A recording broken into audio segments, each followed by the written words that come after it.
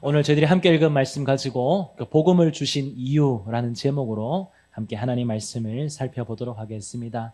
지난주 말씀을 한번 생각해 볼까요? 예수님께서 가버나움 회당에서 말씀을 전하실 때 말씀의 권위 앞에 더러운 귀신이 쫓겨나가는 놀라운 역사가 일어났습니다. 그리고 이 소문이 사방에 두루 퍼지게 되었습니다. 그리고 이제 오늘 본문을 보시면 예수님께서 이 전파하신 복음이 이제 회당을 넘어서 이제 계속 확장되어 나갑니다. 그래서 이 하나님의 복음이 회당에서 어디로 이어져 가는지, 그리고 하나님께서 우리에게 주신 복음의 목적이 무엇인지 오늘 본문에 나와 있습니다. 그 내용들을 함께 살펴보도록 하겠습니다. 38절을 보시면 예수님께서 회당에서 나오신 이후에 시몬의 집에 가십니다. 우리가 잘 아는 베드로의 집입니다. 예수님께서 이동하신 이 이동 경로를 우리가 한번 볼까요? 회당에서 나오셔서 어디로 가셨죠? 시몬의 집으로 가셨습니다. 예수님께서 회당 안에만 머물러 계시지 않고 회당 안에서만 복음을 전하지 않고 이제는 개인의 집으로 삶의 현장으로 나아갑니다. 회당에서 시몬의 집으로, 시몬의 가정으로 이렇게 들어가셨어요. 하나님 나라 복음은 교회 안에 머물러 있지 않아요. 아주 중요합니다. 복음은 여기에만 있지 않습니다. 복음은 교회를 넘어서 우리의 삶의 현장으로 침투합니다. 복음은 교회를 넘어서 우리의 삶의 현장인 집으로, 가정으로, 일터로 흘러가는 거죠. 왜냐하면 우리의 가정에도 복음이 필요하기 때문에 그렇습니다. 우리의 일터에도 복음이 필요하기 때문에 그렇습니다. 하나님께서 우리에게 복음을 주시고 우리가 복음을 살아내야 되는 이유도 바로 여기에 있는 거예요. 여기에만 우리가 예수를 믿는 것이 아니라 우리의 가정에서 예수를 믿어야 돼요. 우리의 일터에서 예수를 전하고 살아내야만 되는 것이죠. 그래서 예수님께서 회당에 나오셔서 시몬의 집에 가셨습니다. 오늘 성경을 보면 시몬의 장모가 중한 열병에 걸려 앓고 있다 이렇게 말씀하고 있거든요. 지금 이 내용을 기록한 사람이 누구죠? 누가입니다. 누가는요, 의사예요. 의사가 볼 때, 의사의 관점에서 지금 이 시몬의 장모, 베드로의 장모를 보면 이거는 그냥 열병이 아니라 중한 열병이다 이렇게 진단을 내리고 있습니다. 그래서 학자들은 이것을 좀 어떻게 보고 있냐면 이거는 단순히 그냥 열나는 고열이 아니라 말라리아로 추정하고 있습니다. 요즘은 말라리아가 이제 치료가 가능하죠. 말라리아 걸리더라도 치료가 가능합니다. 제가 작년에 캄보디아를 다녀왔는데 이제 가기 전에 주사를 맞으려고 했어요. 말라리아 주사를 맞으려고 이제 보건소 가니까 선교지에서 이제 얘기하는 게 뭐냐면 굳이 안 맞아도 됩니다. 왜냐하면 혹시나 말라리아 걸리면 와서 주사 맞아도 충분합니다. 그렇게 말씀하시더라고요. 그럼 요즘이야 이제 말라리아는 고칠 수 있는 그런 병이지만 당시 고대 의학에서는 말라리아는 목숨을 앗아가는 재앙이었습니다. 자, 그런데 이 베드로의 장모가 이렇게 심한 중병을 앓았다는 거죠. 그러면 이 집 분위기가 어땠을까요? 지금 생사를 오고 가고 있는 이 집 안에 있는 분위기는 어땠을까요? 굉장히 무겁지 않았을까요? 이야기도 편하게 하고 웃을 수 없는 그런 상황이었을 것입니다. 생사를 알 수 없기 때문에 근심과 걱정이 가득한 시몬의 집이었을 것입니다. 근데 그곳에 누가 가셨다고요? 예수님께서 그곳으로 가셨습니다. 자, 여기서 중요한 장면이 하나 나오는데요. 예수님께서 시몬의 집에 가셨고 예수님은 시몬의 장모가 얼마나 위독한 상태인지 알고 계셨어요. 그러면 우리가 기대하는 것은 뭐죠? 예수님께서 가시자마자 고쳐주기를 우리는 기대합니다. 그런데 예수님께서 시몬의 집에 가시자마자 곧장 고쳐주지 않아요. 예수님 뭐 하셨을까요? 우리 38절 하반절 우리 보시면 우리 같이 38절 같이 읽어볼까요? 함께 읽겠습니다. 예수께서 일어나 회당에서 나가사 시몬의 집에 들어가시니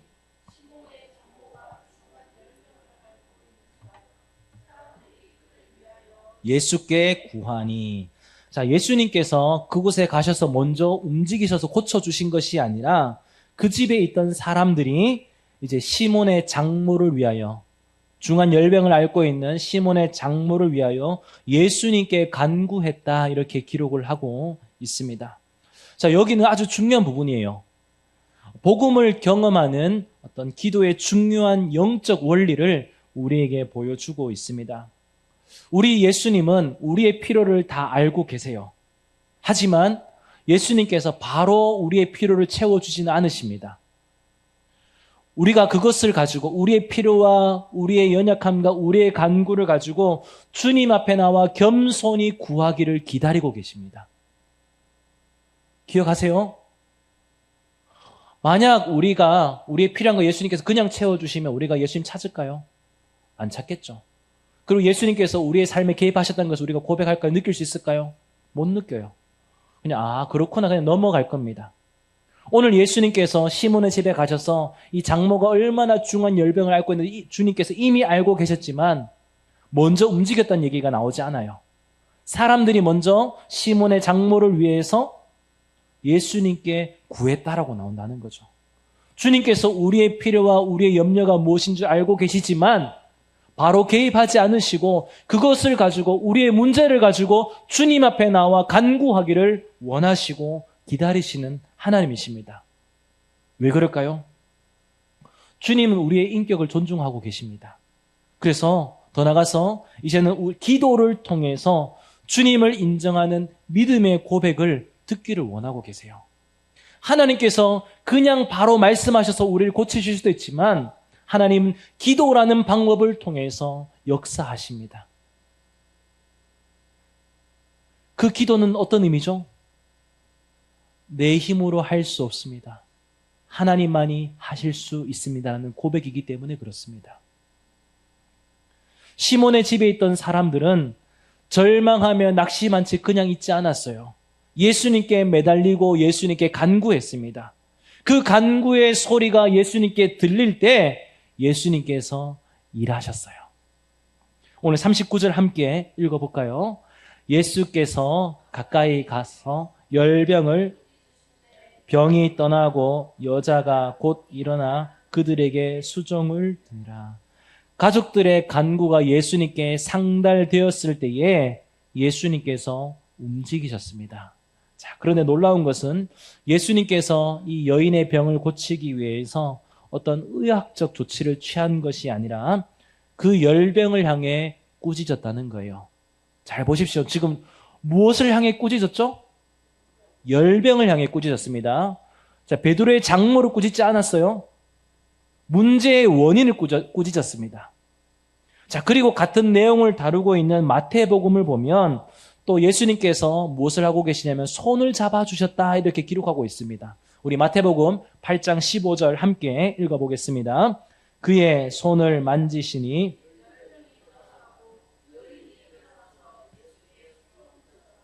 누가복음에서는 예수님께서 열병을 꾸짖었다 이렇게 말씀하고 있고 마태복음에서는 예수님께서 어떻게 하셨다고요?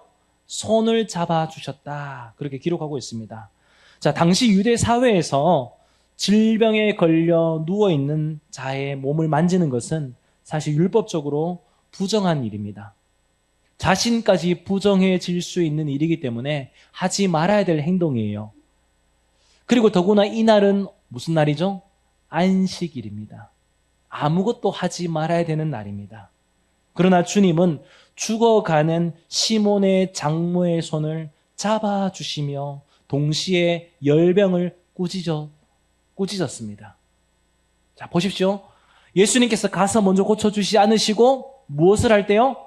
주님께 간구할 때 주님께서 어떻게 하시냐? 그 당시에 안식일에 아무것도 하지 말아야 되는데 부정한 것에 손에 대지 않아야 되는데 예수님께서 간구할 때 그 간구를 들으시고 손을 대시사 그 열병을 꾸짖어 고쳐주셨다는 거죠.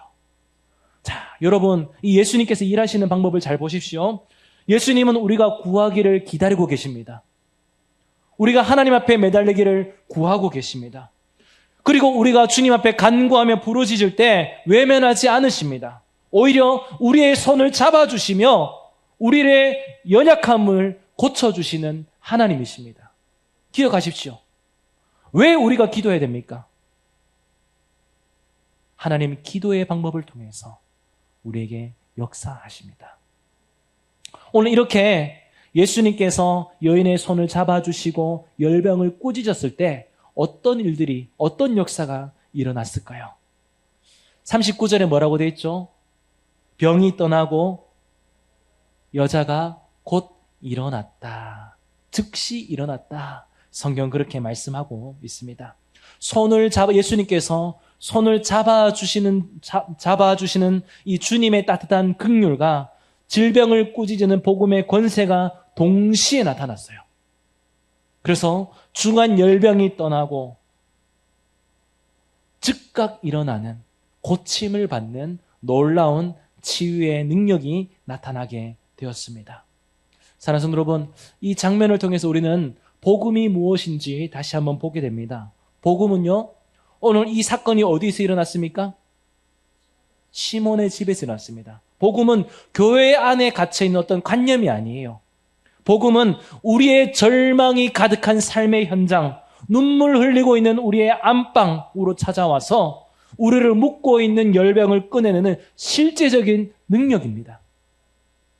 이 복음이 회당을 넘어서 마침내 오늘 이 땅에 살고 있는 저와 우리에게도, 우리의 삶에도 확장되었습니다.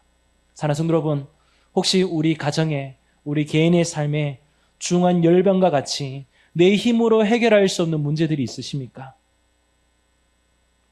그때 우리가 무엇을 해야 될지 오늘 본문은 말해주고 있습니다. 우리가 시몬의 가족처럼 우리의 문제를 가지고 주님 앞에 간구할 때, 그 문제를 가지고 주님 앞에 내려놓을 때 복음의 능력을 경험할 줄 믿습니다. 자, 그런데 오늘 본문을 계속 보면 기적이 여기서 끝나지 않아요. 이제 진짜 이 깊은 은혜의 단계로 들어가는 모습을 오늘 본문은 우리에게 보여주고 있습니다. 열병이 떠난 직후 이 장모의 행동을 우리가 한번 볼 필요가 있는데 39절 하반절에 보시면 어떻게 기록하고 있냐면요. 여자가 곧 일어나 그들에게 수종드니라 이렇게 말씀하고 있습니다. 자, 말라리아 같은 중한 열병을 앓고 나면요. 안정을 취하는 것이 일반적입니다. 그러나 예수님의 치유를 경험한 베드로의 장모는 지금 무엇을 하고 있습니까? 곧 일어나. 그리고 어떻게 하냐면 그들에게, 예수님에게 수종을 드니라 이렇게 말씀합니다. 치유받자마자 이제 치유됐으니까 좀 안정을 취해야지, 이것이 아니라 이제는 나를 치료하신, 나를 살리신 주님을 수종드는 자리로 갔다는 거예요. 이 수종이란 단어가 1차적으로 시중을 들다 이런 뜻을 가지고 있는데 이 일은 당시에 가장 천한 노예들이 하는 일이었습니다. 근데 이 수종을 들다, 이 수종이란 단어를 썼던 성경의 여러 가지 예를 찾아보니까 이 표현이 어떻게 쓰이냐면 섬김이란 표현으로도 사용되더라고요. 어디에 나오냐면 마태복음 20장 28절에 나옵니다. 우리 함께 같이 읽겠습니다. 인자가 온 것은 섬김을 받으려 함이 아니라 도리어 섬기려 하고 자기 목숨을 많은 사람의 대속물로 주려 함이니라. 자, 지금 자막에 보면 노란 부분 쳐 있죠. 섬기려 하고, 이 부분이 뭐냐면 수종이란 단어가 똑같은 단어입니다. 예수님께서 이 땅에 오신 목적이 뭐죠? 인자가 온 것은 섬김을 받으려 함이 아니라 도리어 섬기려 하기 위해서 오셨다는 거죠. 근데 지금 고침을 받은 이 여인이 어떻게 합니까? 예수님께 고침을 받자마자 예수님께서 이 땅에 오신 목적을 본인이 자신의 삶에서 하는 거예요. 주님을 섬기는 자리로 나아갔다는 거예요. 봉사의 자리로, 사명의 자리로 나아갔습니다. 그래서 많은 학자들이 어떻게 보고 있냐면 이 베드로의 장모가 고침을 받고 나서 이제는 주님의 어떤 식사를 섬기고 여러 가지 자신이 할 수 있는 것들을 이렇게 섬겼다, 그렇게 보고 있습니다. 무엇을 말하고 있죠? 복음을 경험하고 난 이후에 복음을 위해서 자신의 삶을 하나님께 드렸다. 오늘 성경 그렇게 우리에게 말씀하고 있습니다. 자, 이어서 40절을 보시면 이제 또 다른 내용이 나오는데, 해질 무렵에 사람들이 예수님께 온갖 병자들을 데리고 나오는 장면이 나옵니다. 자, 그런데 재미있는 표현이 나와요. 뭐냐면 해질 무렵이라는 단어입니다. 왜 해질 무렵에 나왔을까요? 땡볕에 너무 더워서 그럴까요? 아니에요. 이 당시의 문화를 좀 생각해 보면 저희가 좀 알 수 있는데, 유대인들의 하루 개념은 오늘날 우리와 생각하는 하루의 개념과 다릅니다. 우리는 하루의 기준이 언제죠? 자정이에요. 밤 11시 59분, 그 다음에 12시 땡 하는 순간 하루가 바뀝니다. 이거 우리가 생각하는 하루의 개념입니다. 근데 유대인들은 하루의 개념을 어떻게 생각하냐면요. 해가 지고 난부터 다음 해가 질 때까지가 하루입니다. 그러니까 저녁에서 저녁이 유대인들에게는 하루의 개념입니다. 그러면 지금 해질 무렵은 언제 왔다는 거죠? 안식일이 끝나고 왔다는 거예요. 안식일에는 어떤 사람을 메고 가거나 뭐 일하고 하는 것 자체가 노동으로 여겼습니다. 그래서 이 당시에 사람들이 만들었던 전통을 보면 안식일에 어떤 규례가 있냐면 불을 켜지 마라.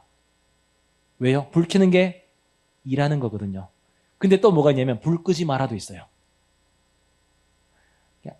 어느 행동조차도 하지 말라는 거죠. 안식일을 잘 지키기 위해서 처음에는 어떤 규례를 만들었지만 이 규례가 안식일의 규례를 벗어나서 뭐냐면 그냥 사람들이 어떤 율법적으로 완전 만들어버렸다는 거예요. 정말 하나님께서 우리에게 말씀하시는 계명의 취지를 놓쳐버리고 처음에는 좋은 취지로 해서 이렇게 해야 되겠다라는 부분에서 여러 가지 어떤 율법들을 만드는데 그 율법이 뭐냐면 굉장히 사람들을 옥죄는 율법으로 변했다는 거죠. 사람들이 지금 무엇을 하고 있냐면 안식일을 지켜야 되기 때문에 지금은 뭔가 예수님의 치유의 능력을 경험하고 싶어도 복음을 듣고 싶어도 뭘 하냐면 가만히 있는 거예요. 안식일을 끝나기만 손꼽아 기다렸다가 나오는 거죠. 왜요? 나 나름 율법 지키고 있어. 이거 하기 위해서. 자, 이렇게 해질 무렵이 되어서 안식일이 지나고 난 이후에 이들이 예수님께 나와왔습니다. 오늘 성경에 보면 사람들이 온갖 병자들을 데리고 예수님께 나왔다 이렇게 말씀하고 있어요. 그때 예수님께서 무엇을 하시죠? 예수님께 나온 사람들을 귀찮아하지 않으시고 한 사람 한 사람 일일이 그 위에 손을 얹으시사 고쳐주셨습니다. 귀신들도 쫓겨나가는 역사들이 일어났습니다. 복음의 능력이 회당을 넘어서 어디로 갔죠? 시몬의 집으로 갔습니다. 그리고 이 능력이 이제는 가버나움 공역에, 가버나움 사회 전체에 이제 흘러 퍼지게 되었습니다. 오늘 성경 기록하고 있지 않지만 아마 이 당시에 이곳에 있던 수많은 사람들은 복음의 능력을 경험했을 거예요. 예수님께서 말씀하실 때 질병이 떠나가고 예수님께서 말씀하실 때에 귀신들이 떠나가는 놀라운 구원의 역사, 복음의 능력들을 경험했을 것입니다. 아마 그곳은 축제의 현장이 되었을 것입니다. 자, 그리고 이제 42절을 보시면 이제 그 해가 이제 날이 밝았어요. 예수님께서 무엇을 하고 계시죠? 날이 밝음에 예수님께서 나오사 한적한 곳에 가셨다 이렇게 말씀하고 있습니다. 예수님 뭐 하고 계시죠? 하나님과 기도하고 계세요. 예수님께서 사람들에게만 기도하면 내가 들어줄게 이렇게 요구하지 않으시고 예수님도 하나님께 나아가서 기도합니다. 가장 조용한 시간에 하나님께 기도하는 장면들이 나오고 있습니다. 자, 근데 그 동시간대에 사람들은 무엇을 하고 있냐면 예수님을 찾으러 다녀요. 예수님이 계셔야 되는데 예수님이 안 보니까 예수님을 찾으러 다닙니다. 42절을 보면 왜 예수님을 찾으러 다니는지 그 이유가 나오는데 뭐라고 되어 있냐면요. 자기들에게서 떠나시지 못하게 만류하기 위해서 예수님을 찾으러 다녔다. 그렇게 성경은 말씀하고 있습니다. 이게 어떤 의미일까요? 이 말은 가버나움 사람들이 예수님을 가버나움에 묶어두고 독점하겠다는 말이에요. 예수님, 다른 곳에 가지 마십시오. 여기에 계속 계시면서 우리의 병도 고쳐주시고 우리의 문제도 해결해 주십시오. 이런 요청이었다는 거예요. 이 요청이 어떻게 들리십니까? 예수님을 사모해서 이 복음을 더 듣고 싶어서 이렇게 요청하는 걸까요? 아니에요. 이들은 오늘 본문의 뉘앙스를 봤을 때는 이들은 어떤 예수님의 말씀과 통치에는, 다스림에는 그렇게 관심을 두지 않았던 것 같아요. 복음의 능력을 맛보았지만, 예수님을 통해서 치유의 어떤 경험은 했지만 아직 복음이 무엇인 줄 잘 모르고 있어요. 그저 그들의 관심은 예수님이 지금 내 손에 쥐어주는, 예수님이 내한테 계셔서 뭔가 예수님이 내한테 쥐어주는 어떤 유익과 편리함을 그냥 계속 가둬놓고 싶은 거예요.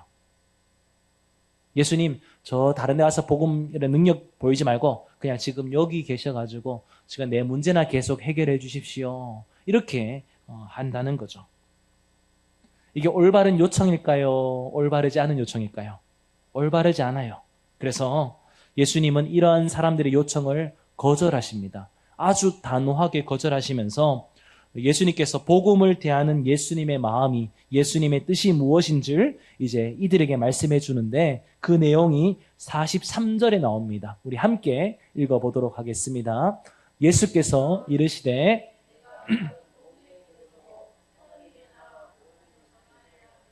나는 이 일을 위해 보내심을 받았노라 하시고, 예수님께서 이 땅에 오신 이유와 목적을 우리에게 분명하게 말씀하고 계십니다. 사람들은 기적을 경험하고 예수님을 계속 여기 계셔서 이거 해주십시오라고 생각했는데, 예수님께서 이 땅에 오신 목적은 어떤 기적을 통해서 우리 인간의 욕구를 채우기 위함이 아니라는 거예요.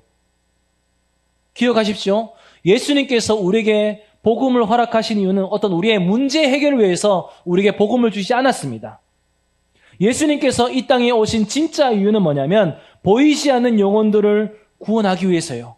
죄와 사망에서 건져내는 이 하나님의 나라 복음을 전하기 위해서, 바로 영혼 구원을 위해서 이 땅에 오셨고 복음을 전하신다는 거예요. 우리에게 복음을 주신 이유도 바로 이러한 이유 때문에 그렇습니다. 예수님은 그 사명을 위해서 가버나움에서 지금 인기가 확 올라갔잖아요. 지금 가버나움 전체가 예수님을 추앙하고 있는 상황 가운데 있는데, 예수님은 그 모든 인기를 미련 없이 깨트려 버리시고 다시 다른 곳으로, 복음이 필요한 곳으로, 다른 동네로 사명의 발걸음을 옮기셨습니다. 자, 오늘 이 본문은 우리에게 두 가지 모습을 좀 보여줍니다. 어떤 모습이냐면 같은 복음을 경험하고도 전혀 다른 반응을 보이는 모습을 우리에게 보여주고 있습니다. 앞에 봤던 38절부터 나왔던 베드로의 장모를 한번 생각해 보십시오. 복음을 경험했습니다. 그리고 40절 이후에 나오는 가버나움 사람들도 복음을 경험했습니다. 둘 다 예수님을 통해서 복음을 경험했던 사람들이었습니다. 그런데 오늘 성경은 우리에게 무엇을 보여주냐면 그들이 동일한 복음의 능력을 경험했지만 그들의 결과가 달랐다는 것을 우리에게 보여주고 있어요. 베드로 장모는 복음을 경험하고 그 열병이 떠난 이후에 무엇을 했죠? 곧 일어나 수종을 들었습니다. 복음을 경험한 이후에 복음을 위해서 자신의 삶을 드리는 섬김의 자리로 나아갔어요. 그러나 가버나움 사람들은 어떻습니까? 복음을 경험했어요. 예수님을 통해서 치유의 역사를 경험했습니다. 그러면 이제는 자신들도 복음을 위해서 자신의 삶을 드려야 되는데 무엇을 하고 있냐면 예수님 떠나가지 마십시오. 여기 계속 계셔서 우리 고쳐주시고 우리 문제 해결해 주십시오. 이렇게 하고 있다는 거예요. 예수님을 자기의 유익을 위해서 붙여놓으려고 했다는 겁니다. 저는 설교를 준비하면서 이 모습을 좀 깊이 묵상을 해봤습니다. 동일한 복음이에요. 예수님께서 동일하게 복음의 능력으로 치유해 주셨습니다. 죽어가는 자를 살려주셨고 질병에 있는 자를, 귀신 들린 자를 예수님께서 고쳐주셨습니다. 근데 너무나 뒷모습이 달랐다는 거예요. 오늘 이 모습을 보면서 나는 어떤 부류의 사람인가? 나는 내게 주신 이 복음을 살아내고 있는가라는 질문들을 계속 던져보게 되었습니다. 사랑하는 성도 여러분, 여러분은 어떻습니까? 복음을 살아내고 있습니까? 오늘 본문에 나오는 이 두 부류의 사람 중에 어디에 속하고 계십니까? 사실 오늘 본문에 나오는 이 가버나움의 사람의 모습이 우리의 모습이지 않습니까? 저는 이 가버나움 사람들의 모습이 저의 모습인 것 같아서 너무나 마음이 무거웠습니다. 우리는 늘 예수님께 간구합니다. 내 가정에 기적이 일어나기를 바라고 내 삶의 골치 아픈 문제가 해결되기를 바랍니다. 그래서 이 문제를 놓고 예배당에 나와서 주님 앞에 나와 간구하며 부르짖을 때가 참 많이 있습니다. 하지만 정작 말씀 앞에 우리의 삶을 깨트리고 말씀 앞에 우리의 삶을 주님께 드리는 것은 거부할 때가 얼마나 많이 있는지 모릅니다. 내 가정의 축복과 건강과 안위는 간구하지만 복음 없어 죽어가는 영혼들을 위해서는 다른 동네, 오늘 예수님께서 말씀하셨던 것처럼 다른 동네 영혼들에게는 무관심할 때가 얼마나 많았는지 모릅니다. 말씀을 준비하면서 그 모습이 저에게 보였어요. 우리 성도들은 어떻습니까? 정말 우리는 복음을 경험하고 이 복음을 위해서 우리의 삶을 드리고 계십니까? 아니면 복음을 경험하고 나서 예수님 이거 말고 이것도 해주세요. 혹시 이러고 있지는 않으십니까? 근데 오늘 예수님께서 말씀하시기를 뭐라고 말씀하시냐면 내가 다른 동네들에게서도 하나님 나라의 복음을 전하여야 된다. 왜냐하면 나는 이 일을 위해서 보내심을 받았다 말씀하고 계십니다. 사랑하는 여러분, 하나님께서 우리에게 복음을 주신 이유가 여기에 나옵니다. 단순히 우리가 위로받고 문제를 해결받으라고 우리에게 복음을 주신 것 아니에요. 하나님께서 우리에게 복음을 주신 진짜 목적은 그 복음의 대가를 지불하며 우리의 삶으로 살아내라고 주신 것입니다. 베드로의 장모를 한번 보십시오. 주님께서 그의 열병을 고쳐주셨습니다. 치료의 혜택을 받고 난 이후에 가만히 누워있지 않았어요. 하나님의 은혜를 그냥 개인의 소유로 그냥 묻어두지 않았습니다. 주님께서 고쳐주시자마자 무엇을 했죠? 곧 일어나 그들에게 수종을 드는 자리로 갔습니다. 시몬의 장모는 주님 언제까지 섬겨야 됩니까? 이렇게 묻지 않았어요. 제가 해야 됩니까? 묻지도 않았습니다. 하나님께서 고쳐주자마자 일어나서 섬기는 자리로 내게 주신 그 복음의 능력을 이제는 주님께서 사역하시는 일에 주님을 섬기는 일에 자신의 삶을 드렸습니다. 영혼들을 섬기는 일들을 감당했다는 거죠.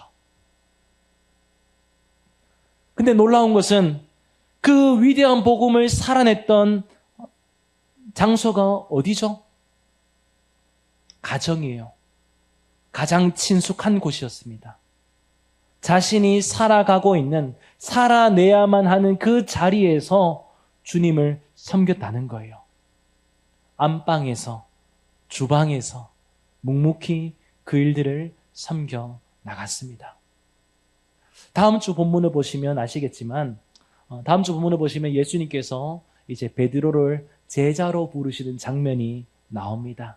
그때 베드로가 무엇을 하냐면 모든 것을 버려두고 예수님을 따라가는 장면이 나와요. 물론 복음의 능력으로 베드로가 순종하는 장면이겠지만 저는 설교를 준비하면서 이 모습을 보면서 오늘 본문을 보면서 그런 생각을 했어요. 어쩌면 베드로가 모든 것을 버려두고 주님을 따르는 데에도 아마 가정 안에서 이 집 안에서 먼저 복음을 살아낸 어떤 장모의 영향이 있었을 수도 있었겠다라는 생각을 해보게 되었습니다. 그렇지 않을까요? 물론 예수님께서 복음의 능력으로 베드로를 부르시고 베드로가 말씀에 반응합니다. 근데 이 과정이 안에 분명 이 장모의 영향도 있었을 거예요. 정말 주님을 위해서 저렇게 섬겼구나. 주님에서 복음에서 이렇게 살아내는구나. 이 어떤 이미지가 있기 때문에 예수님께서 베드로를 부르실 때도 그래, 복음에 이렇게 반응하는 거야 라는 어떤 이런 마음이 생기지 않았을까요? 무엇을 말씀드리고 싶냐면 복음을 살아낸 한 사람의 변화는 결코 그 사람에게서 끝나지 않는다는 거예요. 우리가 복음을 살아내면 이 복음의 선한 영향력이 또 다른 사람에게 흘러간다는 거죠. 우리가 복음을 살아내지 않으면 하나님께서 우리에게 부르신 이 복음을 주신 이유가 희석되어 버립니다. 내게 주신 복음을 우리는 어떻게 되면 살아내야 돼요. 하나님께서 우리에게 복음을 주신 이유가 바로 여기에 있습니다. 그렇다면 이젠 우리가 복음을 살아내야 되지 않겠습니까? 하나님께서 왜 우리에게 복음을 주셨죠? 복음을 살아내라고 주셨습니다. 그 복음을 가지고 주님을 섬기는 일에 사용하라고 우리에게 복음을 허락해 주셨습니다. 복음을 전하는 게 나가서 복음을 전하는 것도 맞아요. 근데 오늘 본문에 보시면 베드로의 장모는 뭘 하죠? 수종을 드는 것도 복음을 위해서 섬기는 거예요. 남들이 볼 때는 그거 이렇게 말할 수 있지만 하나님이 내게 주신 아주 작은 일, 내가 할 수 있는 가장 고귀한 일을 하나님 앞에 우리의 삶을 드릴 때 그것이 복음을 위해서 쓰여지는 겁니다. 우리가 잘 아는 오병이어의 사건을 보십시오. 예수님께서 보리떡 5개, 물고기 2마리로 5,000명을 먹이신 사건이 있었습니다. 어떻게 이런 놀라운 일들이 났죠? 이 한 아이가 예수님께 자신의 것을 내어드릴 때, 복음을 위해서 자신의 것을 내어드릴 때 복음의 역사가 일어났습니다. 우리에게 복음을 주신 이유가 바로 여기에 있어요. 악착같이 나를 위해서 사용하고 나를 위해서 주님을 요구하는 것이 아니라 내게 주신 복음을 위해서 하나님 나라를 살아내는 겁니다. 우리가 그렇게 살아내지 않으시겠습니까?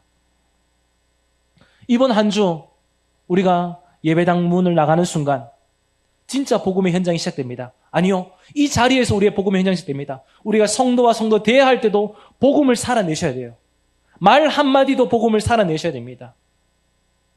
우리의 집 안에서 우리가 복음을 살아내셔야 됩니다. 우리가 사람들을 만날 때 만나는 사람들에게 복음을 살아내셔야 됩니다. 어떻게 살아내죠?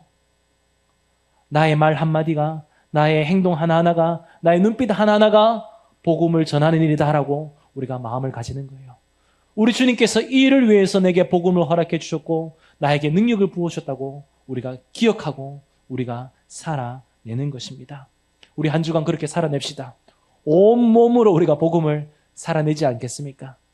내게 주신 복음이 헛되지 않도록, 내게 주신 이 하나님의 복음이 나를 통해서 온전히 흘러가도록 우리의 삶을 드리는 것입니다. 그래서 이번 한 주간 우리의 가장 친밀한 삶의 현장인 가정에서, 일터에서 복음을 위대하게 살아내는, 그래서 복음이 흘러가는 축복의 통로가 되는 저와 우리 성령 되시기를 주님의 이름으로 축복합니다.